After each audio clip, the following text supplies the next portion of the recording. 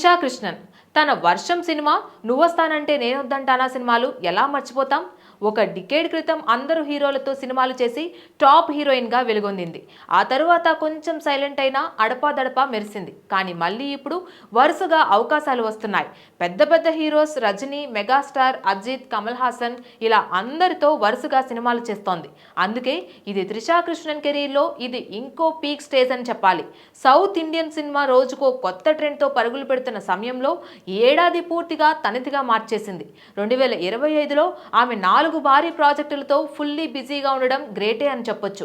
ఏడాది త్రిష చేసిన విడముయార్చి, good bad ugly, తగ్ లైఫ్, సూర్య 45 ఈ 4 సినిమాలు కూడా ఆమె నటనా ప్రతిభని మళ్లీ ప్రేక్షకులని మంత్రముగ్ధుల్ని చేసింది.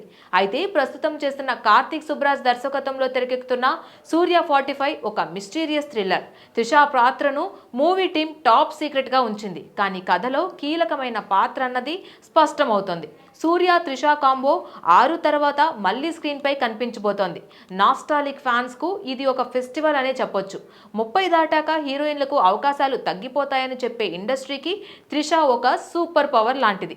త్రిష ప్రస్తుతం అజిత్, కమల్ హాసన్, సూర్య వంటి ఇండస్ట్రీ బెస్ట్లతో పనిచేస్తోంది.